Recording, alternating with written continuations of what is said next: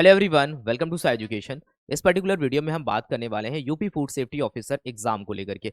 UP PCS की तरफ से अभी रिसेंटली एक ऑफिशियल नोटिफिकेशन रिलीज किया गया है। जैसा कि पीसीएस का नोटिफिकेशन हर साल रिलीज होता है, बट इस बार यहाँ पर फूड सेफ्टी ऑफिसर को लेकर के भी यहाँ पर पोस्ट को मेंशन किया गया है। तो क्या है डिटेल में एलिजिबिलिटी क्राइटेरिया, एग्जाम पैटर्न, वो सारी बातें हम यहाँ पर समझने वाले हैं। बहुत सारे लोगों ने अपने हिसाब से, अपने नॉलेज के हिसाब से इस नोटिफिकेशन को रीड किया और फूड सेफ्टी ऑफिसर एग्जाम के बारे में बताया। तो यहाँ पर अभी भी आपके मन में बहुत सारे डाउट्स हैं, क्योंकि यहाँ पर प्रॉपर तरीके से चीज़ों को क्लियर नहीं किया गया। तो जो भी आपके अभी तक डाउट रिसीव हुए हैं, जो भी आपको कंफ्यूजन है, उन सारे पॉइंट्स को यहाँ पर हम डिस्कस करने वाले हैं। तो आज हम इस पर्टिकुलर वीडियो में यूपी फूड सेफ्टी ऑफिसर के बारे में बात करेंगे।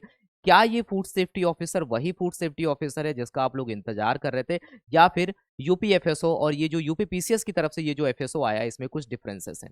तो क्या चेंजेस हैं, क्या आपको इसके लिए अप्लाई करना चाहिए, क्या आप इसके लिए अप्लाई कर सकते हो, क्या आपके लिए ये यहाँ पर सही रहेगा इसके लिए अप्लाई करना, वो सारी बातें इस पर्टिकुलर नोटिफिकेशन को लेकर के आज हम करने वाले हैं।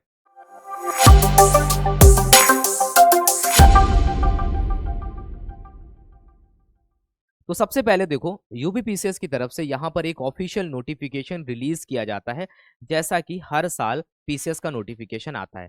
इस बार हमें कुछ खास ये देखने को मिलता है कि यहाँ पर एफएसओ के बारे में भी यहाँ पर मेंशन किया जाता है। तो हालांकि ये पहली बार नहीं है, 2017, 18, 19, 20, 21 के आसपास में भी जाओगे तो आपको ये चीजें यहाँ पर देखने को मिलती थी। ठीक है, तो यहाँ पर दोबारा से 2025 में हमें फिर से देखने को मिल रहा है। तो यहाँ पर सबसे इंपॉर्टेंट बात आपको क्या समझनी है कि ये फूड सेफ्टी ऑफिसर की जो यहाँ पर एक पोस्ट मेंशन करी गई है, उसको लेकर के आपका एलिजिबिलिटी क्राइटेरिया क्या होना चाहिए। आपका सबसे इंपॉर्टेंट एग्जाम पैटर्न आपके लिए क्या होगा, आपको प्री एग्जाम देना होगा, आपको इंटरव्यू देना होगा, क्या क्या आपको देना होगा, ये सारी बातें यहाँ पर हम डिस्कस करने वाले हैं। सबसे इंपॉर्टेंट, पोस्टें कितनी मेंशन करी गई हैं? 200 पोस्टें मेंशन करी गई हैं। क्या ये पोस्टें अभी बढ़ सकती हैं? डेफिनेटली ये पोस्टें अभी तक बढ़ेंगी।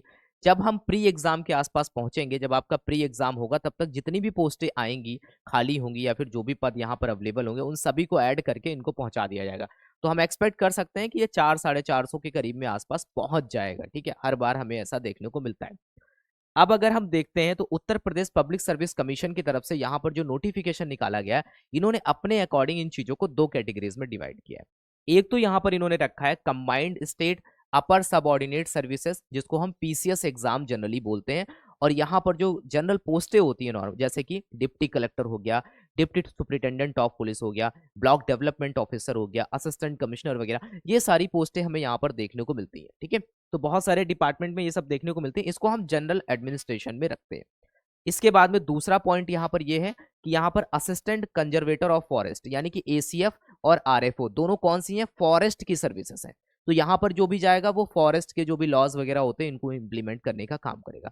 तो यहाँ पर दो तरीके से, इसीलिए देखो लिखा गया है, एक तो कंबाइंड सबऑर्डिनेट सर्विसेज का एग्जाम है, दूसरा यहाँ पर आपका एसीएफ और आरएफओ का एग्जाम है, जो कि फॉरेस्ट के एग्जाम से। अब यहाँ पर जो आपका एफएसओ होगा, जिसके बारे में हम बात कर रहे हैं, जो आपका एफएसओ होगा, उसको हम कहाँ पर डालेंगे? उसको हम यहाँ पर ही डालेंगे, कंबाइंड स्टेट और अपर सबऑर्डिनेट सर्विसेज में ही ये आएगा। ठीक है, तो इसका एग्जाम पैटर्न क्या होगा, वो सारी बातें अभी हम समझेंगे। अब यहाँ पर आपके मन में एक क्वेश्चन है कि ये जो एफएसओ है, ये थोड़ा सा डिफरेंट क्यों है? तो देखो, ये एफएसओ नहीं है, ये एफएसओ डीओ है। ठीक है, एफएसओ क्या है? डीओ है। और यहाँ पर जो एफएसओ होता है, उनमें दोनों में डिफरेंस होता है। 3-4 साल पहले भी आप देखोगे यूट्यूब पे आपको वीडियो मिल जाएगा, बनाया था इसको लेकर के, एफएसओ और एफएसओ डीओ में क्या डिफरेंस होता है। एफएसओ डीओ जो होगा वो एक डिस्ट्रिक्ट में केवल एक होगा। एफएसओ जो होंगे वो पर्टिकुलर डिस्ट्रिक्ट में क्या होंगे? कई सारे हो सकते हैं। ठीक है, वो डिपेंड करता है गवर्नमेंट पे, वो पर्टिकुलर एरिया में कितने फूड सेफ्टी ऑफिसर होने चाहिए। तो यहाँ पर पॉपुलेशन के हिसाब से भी कभी कभी होता है, बट एक डिस्ट्रिक्ट में एक डेजिग्नेटेड ऑफिसर हमें देखने को मिलता है। हम जब भी स्टेट फूड अथॉरिटी की बात करते हैं, तो हमारे पास में सबसे टॉप पे commissioner of food safety, her state में एफएसओ डीओ होता है, और नीचे जाकर के कई सारे फूड सेफ्टी ऑफिसर्स होते हैं। तो ये जो हमें पोस्ट देखने को मिल रही है, ये किसकी है? ये एफएसओ डीओ की है। FSO DO food safety officer से थोड़ा ऊपर होता है, गेजेटेड पोस्ट होती है, डेजिग्नेटेड ऑफिसर हम इसको बोलते हैं। और यहाँ पर आप ग्रेड पे वगैरह भी देखोगे तो 4600 मिनिमम होता है। जब हम यहाँ पर एफएसओ के केस में जाएंगे, तो ये नॉर्मल आपको देखने को मिलेगा, जैसे कि जब पोस्टें आती हैं, 2014 में लास्ट टाइम पोस्टें आई थी, 430 पोस्टें, उसके बाद से नहीं आई हैं। और वो एफएसओ जब आएगा तो उसमें नंबर ऑफ पोस्टें ज्यादा होंगी, और उसका क्वालिफिकेशन और बहुत सारी चीजें आप देखोगे, पैटर्न में बेसिकली आपको चेंज देखने को मिलेगा बहुत ज्यादा। तो ये जो पोस्ट आई है, किसकी आई है? एफएसओ डीओ की आई है, ना कि फूड सेफ्टी ऑफिसर की आई है। अब नंबर ऑफ पोस्ट इसकी कितनी होंगी, इसकी नंबर ऑफ पोस्ट कितनी होगी इसके बारे में कोई आइडिया नहीं। 10 हो सकती, 12 हो सकती, 15 हो सकती, 20 हो सकती, कुछ भी हो सकती है, क्योंकि जब ये नंबर इंक्रीज होगा तो इसके साथ में ये भी नंबर इंक्रीज होगा। तो अब क्वेश्चन हमारे सामने ये आता है, क्या इसके लिए हमको अप्लाई करना चाहिए या फिर नहीं करना चाहिए। सबसे पहली बात है, ऑनलाइन एप्लीकेशन 20/2 से स्टार्ट होंगे।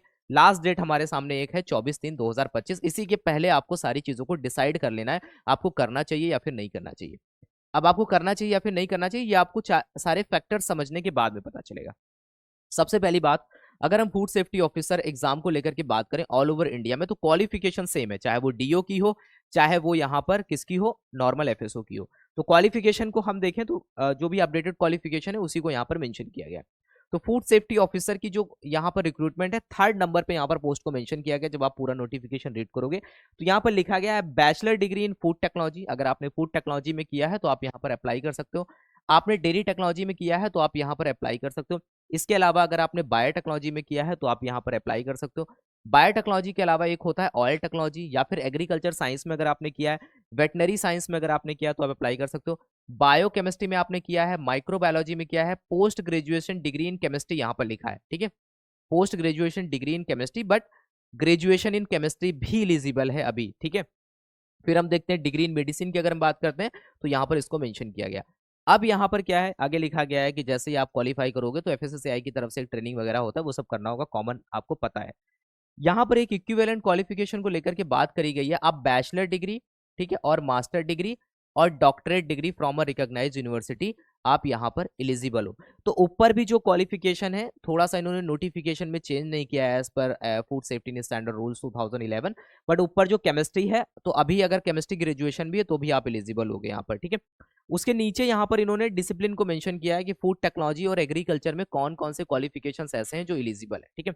तो यहाँ पर देखो फूड टेक्नोलॉजी लिखा है, यहाँ पर एग्रीकल्चर की ब्रांचेस हैं, बट इसके अलावा जो अदर सब्जेक्ट्स हैं वो ऊपर लिखे गए हैं, जैसे कि food technology, dairy technology, biotechnology, oil technology, agriculture science, तो ये भी एलिजिबल है एंड ये भी एलिजिबल है। तो आपके मन में ये कंफ्यूजन ना हो कि केवल यही एलिजिबल है, ऊपर वाले नहीं है। तो ऊपर जो मेंशन है वो भी एलिजिबल है, नीचे जो मेंशन है वो भी एलिजिबल है, बस इसको एक क्लैरिफिकेशन देने के लिए यहाँ पर मेंशन किया गया।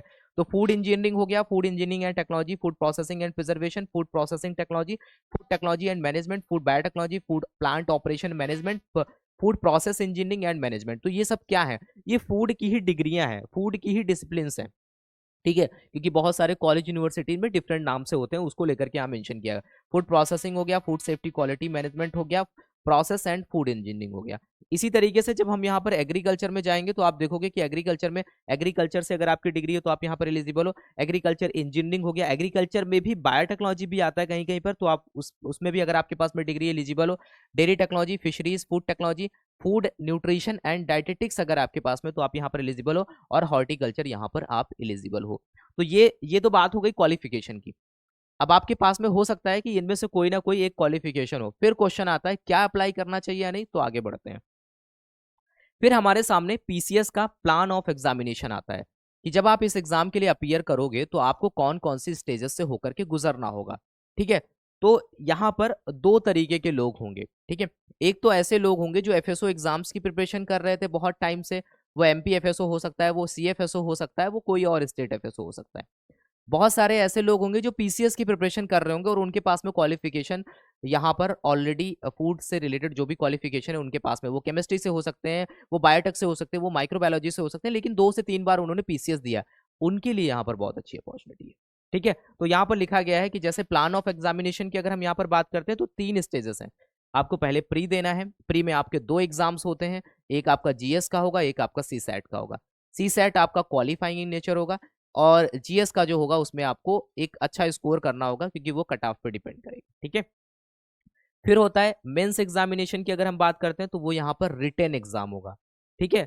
तो यहाँ पर अगर हम आगे जाएंगे तो यहाँ पर हमें 2 पेपर देखने को मिलेंगे, ठीक है। एक यहाँ पर जीएस होगा और एक यहाँ पर क्या होगा, सी सैट होगा, ठीक है। उसके बाद में जब आप आगे जाओगे, जब हम देखेंगे तो यहाँ पर जो हमारा रिटेन एग्जामिनेशन होगा कन्वेंशनल टाइप यानी कि डिस्क्रिप्टिव जो एग्जाम होगा, उसमें आपके 8 पेपर होंगे। कितने पेपर होंगे, 8 पेपर होंगे। समझ में आया आपको। उसके बाद में जब आप आगे जाओगे, जब आपका इंटरव्यू होगा, तो यहां पर आपका इंटरव्यू होगा कितने मार्क्स का, 100 मार्क्स का, ठीक है। अभी आपको समझ में आया। इस एग्जाम में जाने के लिए, बैठने के लिए, चाहे आप एफएसओ के लिए बैठो, चाहे आप डिप्टी कलेक्टर के लिए एग्जाम दो, चाहे आप डीवाईएसपी के लिए एग्जाम दो, आपको ये स्टेज से होकर के गुजरना पड़ेगा जब भी आप यहाँ पर ये पर्टिकुलर कंबाइंड स्टेट वाले में जाओगे। ठीक है, किसी में भी जाओगे तो आपका पैटर्न लगभग यही रहेगा। तो इसमें क्या है, सबसे पहले प्री एग्जाम आप दोगे जिसमें एक जीएस का पेपर होगा और एक यहाँ पर सीसैट का पेपर होगा। जब आप वो क्वालिफाई कर लोगे जीएस वाला पेपर, देन आपके सामने रिटन एग्जाम आएगा। रिटन एग्जाम में आपके 8 पेपर होंगे। उनको जब आप कर लोगे उसके बाद में आगे जब आप जाओगे, तो अगर आप इंटरव्यू के लिए शॉर्टलिस्ट होते हो तो 100 मार्क्स का इंटरव्यू होगा, उसके बाद में आपकी फाइनल मेरिट बनेगी। ठीक है, इतनी चीज आपको समझ में आई। उसके बाद में यहाँ पर हाईलाइट करके पीसीएस ने ये मेंशन किया है, यूपी पीसीएस ने मेंशन किया है कि भाई एक बात ध्यान रखना, जब आप यहाँ पर अपना ओटीआर वगैरह जो भी फिलअप कर रहे होगे, रजिस्ट्रेशन वगैरह कर रहे होगे, तो आपको ध्यान देना है कि क्या आप कंबाइंड सर्विसेज के लिए अप्लाई कर रहे हो, या फिर आप यहाँ पर एसीएफ और आरएफओ के लिए अप्लाई कर रहे हो, या फिर दोनों के लिए अप्लाई कर रहे हो। दोनों के लिए आप कैसे अप्लाई कर सकते हो? फॉर एग्जाम्पल, आप यहाँ पर माइक्रोबायोलॉजी से हो, आप यहाँ पर एग्रीकल्चर से हो, तो आप यहाँ पर कंबाइंड सर्विसेज में जो कॉमन क्वालिफिकेशन होता है, जैसे डिप्टी कलेक्टर के लिए या फिर डीवाईएसपी के लिए, उनके लिए तो आप एलिजिबल ही हो क्योंकि कॉमन क्वालिफिकेशन है। आपके पास में माइक्रोबायोलॉजी या फिर बायोटेक्नोलॉजी या फिर आपके पास में क्या है, फूड टेक्नोलॉजी है, उसके साथ ही साथ अब आप यहाँ पर क्या करोगे, अभी आप यहाँ पर जैसे कि एग्रीकल्चर है, तो ऐसे आप देखोगे कि तो हो सकता है कि आप यहाँ पर 2 जगह पे अप्लाई कर सकते हो। तो डिफरेंट डिफरेंट क्वालिफिकेशन हिसाब से आपको चूज करना है कि आप किसके लिए अप्लाई करना चाहते हो, आप दोनों के लिए अप्लाई करना चाहते हो या सिंगल के लिए अप्लाई करना चाहते हो, वो सारी बातें यहाँ पर आपको मेंशन करनी पड़ेगी। ओनली इसेंशियल क्वालिफिकेशन के बेसिस पे आपको यहाँ पर चीजें फिलअप करनी है। ठीक है, तो ये तो बेसिक चीज हो गई जब आप रजिस्ट्रेशन करोगे। क्या अभी भी आपके मन में क्वेश्चन है आपको इसके लिए अप्लाई करना चाहिए नहीं? तो एक बार हम और चीजों को थोड़ा सा डिटेल में समझने हैं। जैसे कि प्री एग्जाम में यहाँ पर चाहे वो कंबाइंड स्टेट का हो या फिर यहाँ पर एसीएफ हो, फॉरेस्ट सर्विसेज का हो या फिर जनरल एडमिनिस्ट्रेशन का हो, तो यहाँ पर जो प्री एग्जाम के बारे में यहाँ पे मेंशन किया गया, थोड़ा बहुत आप देख लो। जैसे कि आपको पहले बताया, एक जीएस का पेपर होगा, एक सीसैट का पेपर होगा। जीएस के पेपर में आपको अच्छा स्कोर करना पड़ेगा, उसी पे कट ऑफ बनेगी, उसी के बेसिस पे आप मेंस के लिए जाओगे। ठीक है, दूसरी बात यहाँ पर अगर हम देखते हैं कि जो अगर हम यहाँ पर सीसैट वाला पेपर देखें, तो सीसैट में जस्ट आपको क्वालिफाई करना होता है, जिसके लिए यहाँ पर क्या है, मिनिमम क्वालिफिकेशन क्राइटेरिया 33 मार्क्स होता है। और उसके बाद में बाकी जो है आपको वहां पर अच्छा स्कोर करना होगा, क्योंकि जितना अच्छा आपका कट ऑफ जाएगा, क्योंकि वहां पर आपको एक तरीके से उसी के बेसिस पे आपका सिलेक्शन होगा, तब जाकर के आप मेंस लिखोगे और फाइनल जो मेरिट आपकी बनेगी सिलेक्शन के लिए, वो मेंस और आपके इंटरव्यू के मार्क्स पे बनेगी। इतनी बात आपको यहाँ पर समझ में आई। अब जो आपका यहाँ पर प्री होगा, उसमें भी पूरा हिस्ट्री, ज्योग्राफी, सब यूपी जीके स्पेशल सब कुछ पूछा जाएगा। अब हम आगे बढ़ते हैं। फॉर एग्जाम्पल, मान लेते हैं कि आपने प्री क्वालिफाई कर लिया।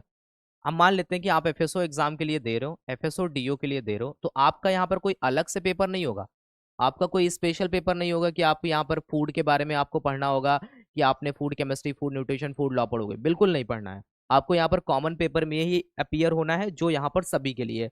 तो अगर हम देखते हैं subject for the combined state upper subordinate जो सर्विस है, उसका जो मेंस एग्जाम होगा, वो यहाँ पर क्या है, तो आपको जैसे बताया था 8 पेपर होंगे। कितने पेपर होंगे आपके? 8 पेपर होंगे। पहला पेपर जनरल हिंदी है, ठीक है।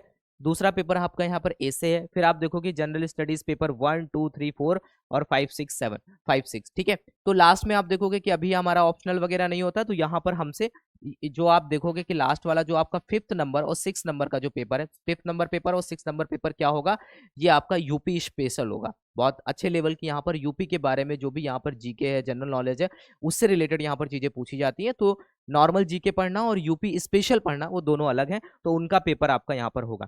तो अगर हम सबको कैलकुलेट करते हैं, ठीक है, यहाँ पर हमारा 200 मार्क्स हो गया, यहाँ पर 200 हो गया, यहाँ पर 200 हो गया, यहाँ पर 200 हो गया, यहाँ पर 200 हो गया, यहाँ पर 200 हो गया, तो अगर हम काउंट करते तो 1200, 12 3 1500, ठीक है। तो हमारा कितना हो गया टोटल?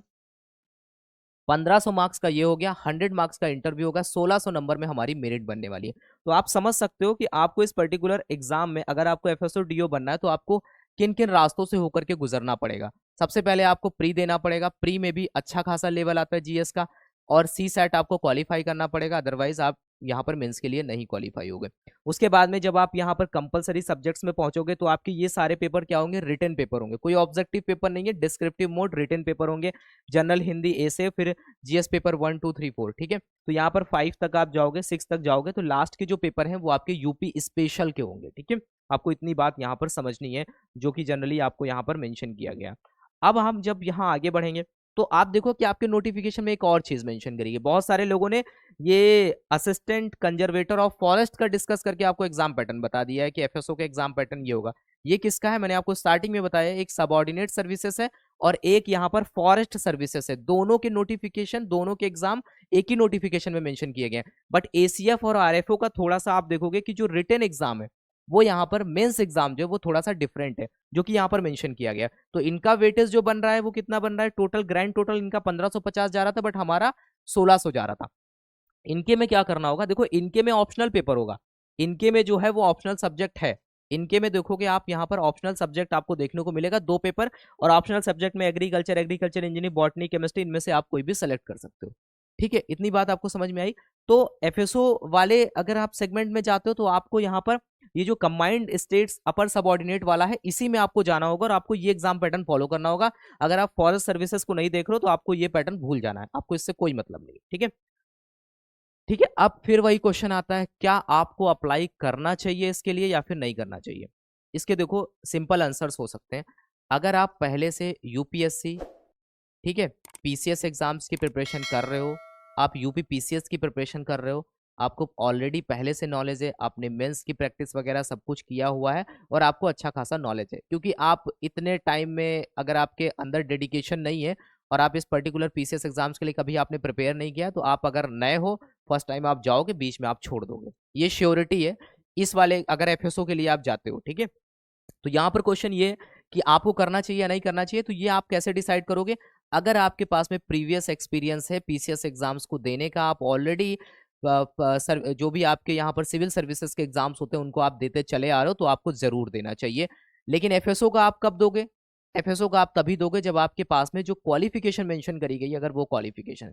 तो यहाँ पर दो चीजें हैं, एक तो आप पहले से पीसीएस एग्जाम्स की प्रिपरेशन करते चले आ रहे हो, दूसरा आपके पास में एफएसओ के लिए जो क्वालिफिकेशन है, तो अगर आप दोगे तो आपके चांसेस थोड़े बढ़ जाएंगे, क्योंकि आपकी जो मेरिट बनेगी, ठीक है, आपकी जो मेरिट बनेगी वो यहाँ पर जो कॉमन डिप्टी कलेक्टर या फिर आप देखोगे डीवाईएसपी है, जो कॉमन यहाँ पर सबऑर्डिनेट सर्विसेज है, उनसे थोड़ा सा अलग बनेगी। ठीक है, तो ये एक एडवांटेज आपको मिल सकता है। लेकिन एडवांटेज तो ऐसे तो नहीं मिलेगा ना, आपको पहले यहाँ पर पहले जो आपको पेपर क्वालिफाई करना है प्री, वो भी आपको उसके लिए भी मेहनत करनी पड़ेगी। उसके बाद में आपको मेंस, जब आप चीजें कर ले जाओगे थोड़े, एटलीस्ट यहाँ पर कुछ पेपर्स ऐसे हैं जो क्वालिफाइंग इन नेचर है, वो तो आपको करने ही करने हैं। अगर आप उसमें डिस्क्वालीफाई हो जाओगे तो फिर आपके आगे का प्रोसीजर स्टॉप कर दिया जाएगा, तो उनसे होकर के गुजरना है आपको, तो ये सारी चीजें बहुत अच्छे से आपको करनी होगी। तो आपको अप्लाई करना चाहिए या नहीं करना चाहिए, इसके लिए सबसे इंपॉर्टेंट यही है कि आप पहले तो चीजों को समझो। आपको यहाँ पर फूड से कुछ भी पढ़ने को नहीं मिलेगा। आपने फूड केमिस्ट्री, बायोटेक्नोलॉजी, माइक्रोबायोलॉजी जो भी आपने पढ़ रखा है उसको वैसे के वैसे धरे रखना है, उससे कोई मतलब नहीं है। आपको यहाँ पर जो मेन पेपर है यूपी स्पेशल बहुत अच्छे से पढ़ना पड़ेगा। आपको यहाँ पर अदर जो डिफरेंट सब्जेक्ट हैं उनको पढ़ना पड़ेगा, पॉलिटी, इकोनॉमिक्स, ये सब बहुत अच्छा होना चाहिए, हिस्ट्री, ज्योग्राफी, ये सब बहुत अच्छा होना चाहिए।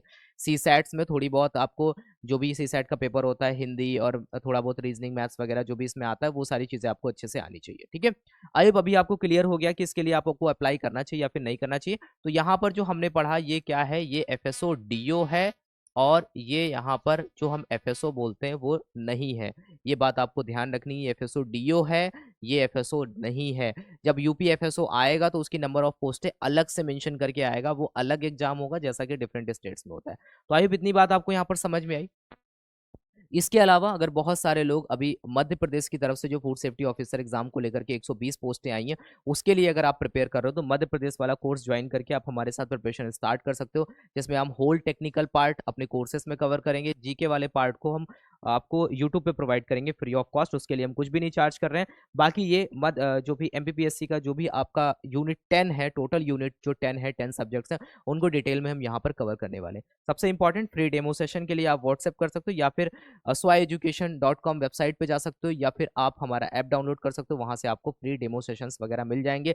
ये फूड सेफ्टी ऑफिसर्स में कुछ सिलेक्शंस हैं, कुछ ही सिलेक्शंस यहाँ पर मेंशन है, सारे नहीं मेंशन किए गए हैं। ठीक है, इससे आपको थोड़ा बहुत आइडिया लगेगा कि हाँ कुछ लोग यहाँ पर क्वालिफाई किए हैं।